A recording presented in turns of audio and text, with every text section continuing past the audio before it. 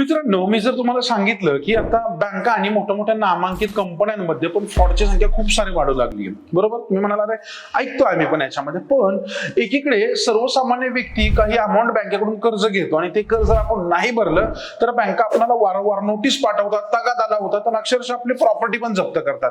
पण हे जेव्हा मोठ्या लेवलवर केलं जातं तेव्हा अगदी नीरव मोदी सारखे लोक, विजय मल्ल्या सारखे लोक मोठे फ्रॉड्स करून पळून जातात आणि तिकडे जाऊन शूट पण करतायत, बरोबर? तसंच अजून एक मोठा कर्ज घोटाळा आता समोर आलाय, ज्याच्यामध्ये 2434 कोटींचा एक मोठा घोटाळा झालेला याच्यामध्ये. आणि देशातील दुसऱ्या क्रमांकाची सरकारी बँक अर्थात पीएनबी आणि एकेकाळची एनबीएफसी क्षेत्रामध्ये मोठं नाव असलेलं श्रीआय ग्रुप म्हणजे SREI असं त्यांचा शॉर्ट फॉर्म आहे. इथून पुढे आपण त्यांना CI असं उच्चार करूया. यामध्ये हा फ्रॉड झालेला आहे. आता आपण हा फ्रॉड कशा पद्धतीने केलेला आहे याच्यामध्ये आता हा घोटाळा नवीन आहे का, नेमकं असं काय घडलंय बाबा याच्यामध्ये आणि याचा पीएनबी वर काय परिणाम होऊ शकतो याच्यामध्ये. आणि महत्वाची गोष्ट, सामान्य गुंतवणूकदारांनी याकडे कसा फोकस केला पाहिजे, आजच्या व्हिडिओमध्ये आपण ह्या पीएनबी आणि श्रीआयच्या सगळ्या कर्ज घोटाळ्याचे इन डिटेल अनालिसिस करणार आहोत. आणि त्यासाठी शेवटपर्यंत व्हिडिओ पाहून घ्या, कारण खूप साऱ्या इंटरेस्टिंग गोष्टी तुम्हाला पण शिकायला मिळतील. नमस्कार मित्रांनो, मी शंभूराज खामकर तुमचं सहर्ष स्वागत करतो आपल्या ह्या युट्यूब चॅनलवर. पुढे जाण्यापूर्वी एक गोष्ट सांगेन की ज्यांनाही स्टॉक मार्केटमध्ये एआयचा वापर करायचा आणि इन डिटेल मध्ये शिकायचा असेल तर अशांसाठी आम्ही एक सेशन घेतोय पुण्यामध्ये 11 जानेवारीला. तर तुम्हालाही एआय स्टॉक मार्केटमध्ये कसं वापरायचं, त्याच्या काय पद्धती आहेत हे जर शिकायचं असेल ना तर आजच खाली डिस्क्रिप्शन मध्ये दिलेल्या लिंकवर जाऊन तुम्ही तुमची जागा बुक करू शकता. कारण एक नॉर्मली 100-150 लोकांच्यासाठी आम्ही हा प्रोग्राम घेतोय.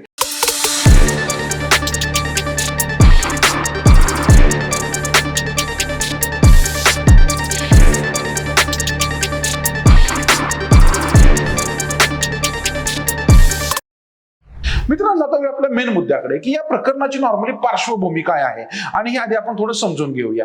पीएनबीने आरबीआयकडे या फसवणुकीच्या प्रकरणाची नोंद केली आहे, ज्याच्यामध्ये पंजाब नॅशनल बँकेने आरबीआयला अधिकृतरित्या कळवलंय की श्री ग्रुपच्या फॉर्मर प्रमोटर्स विरुद्ध जवळपास 2434 कोटींचा बॉरोवर फ्रॉड केलेला आहे त्यांनी आमच्यासोबत. आता हा घोटाळा 2 कंपन्यांशी संबंधित आहे, ज्याच्यामध्ये श्रीने 1989 मध्ये एक असेट फायनान्सिंग एनबीएफसी म्हणून आपल्या प्रवासाची सुरुवात केली होती, ज्याच्यामध्ये श्री इक्विपमेंट फायनान्स लिमिटेड ज्याने 1240.94 कोटी, तर श्रीआय इन्फ्रास्ट्रक्चर फायनान्स लिमिटेड यांनी 1193 कोटी म्हणजेच एकूण तब्बल 2434 कोटींचा घोटाळा केलाय.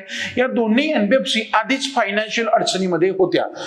32,700 कोटींच्या आर्थिक कर्जभाराखाली असलेल्या या दोन्ही कंपन्यांनी इनसॉल्व्हन्सी आणि बँक्रप्सी कोड IBC अंतर्गत रिझोल्यूशन प्रक्रियेतून जाऊन डिसेंबर 2023 मध्ये नवीन प्रमोटर अर्थात national asset reconstruction company limited याला NARCL कडे त्यांचा ताबा दिला होता. पण सध्या आता त्या NCLT अंतर्गत इन्सॉल्व्हन्सी प्रोसेस मध्ये आहेत. हा एक इम्पॉर्टंट मुद्दा आहे याच्यामध्ये. पण आता पाहूया हा नॉर्मली बॉरोवर फ्रॉड नक्की काय असतो.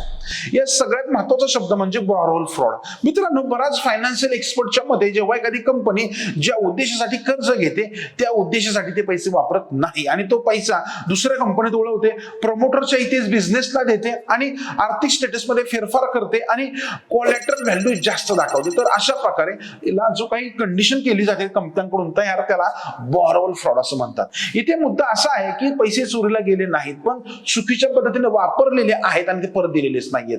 आता नेमकं बघूया की श्रीआय मध्ये झालं तरी काय.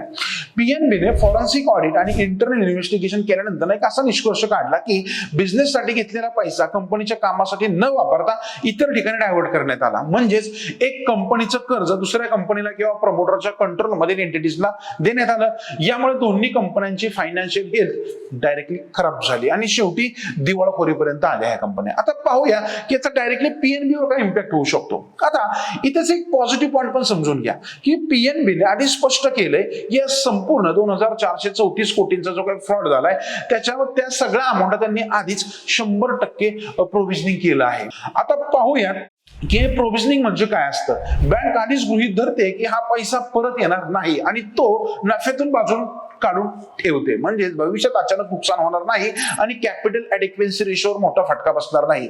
त्यामुळे पीएनबीच्या फायनान्शियल साठी ही बातमी शॉक नाहीये, ती फक्त एक रेग्युलेटरी डिस्क्लोजर आहे. आता या सगळ्यांनंतर पुढे काय होणार, लिगल ऍक्शन्स काय होतील, तर श्रीआय ग्रुप आधीच एनसीएलटी इन्सॉल्व्हन्सीच्या प्रोसेसमध्ये आहे. ओके, त्याच्यानंतर रिझोल्युशन रिकव्हरी चालू केली जाते. पीएनबीने या ऑलरेडी याच्यामध्ये सीबीआय, ईडी तसंच इतर इन्व्हेस्टिगेशन एजन्सीला याची इन डिटेल माहिती दिली आहे आणि ते खास गोष्ट लक्षात ठेवा की कारवाई फॉर्मर प्रमोटर्सवर लक्ष केंद्रित करते, ज्याच्यामुळे पीएनबीच्या शेअर्स मध्ये डायरेक्टली 3% फॉल आपल्याला याच्यामध्ये पाहायला आलेला आहे. ओके, पण याचा फायदा नक्की काय, तर नवीन मॅनेजमेंट, रिझोल्युशन ऍप्लिकंट आणि फ्युचर बायर्स यांना कायदेशीर संरक्षण याच्यामध्ये मिळतं.